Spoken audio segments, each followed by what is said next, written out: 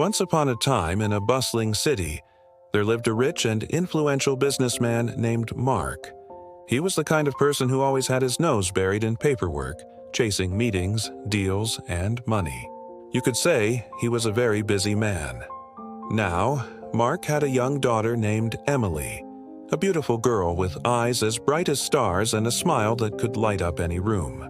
But even though she lived with her father under the same roof, he rarely noticed her. He was too absorbed in his work, you see. Every evening when Mark came home, Emily would wait at the door with a small drawing in her hand. "Daddy, look, I made this for you," she would say with a big smile.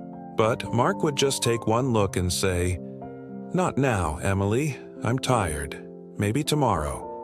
And tomorrow never came. One day after work, Mark was called to Emily's school. She had hurt herself playing and was waiting for him to pick her up early. He sighed, annoyed that his day was being disrupted, but went to get her anyway. On the way home, they got caught in a sudden downpour. Mark, without an umbrella, got drenched within minutes, but he didn't notice. Why? Because on that day, Emily had slipped out of his hand while crossing the street and had been hit by a car. She was rushed to the hospital, but it was too late. His little girl was gone. As Mark sat in her empty room, broken and silent, he found a small envelope under her pillow. On it, in Emily's handwriting, were the words, "For Daddy." He opened it and found a crayon drawing of the two of them holding hands.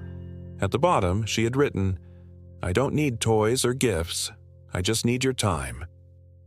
Mark's eyes filled with tears. All his money, success, and power, none of it could buy back the time he had lost.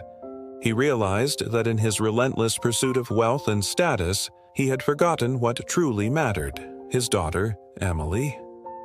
From that day, Mark changed.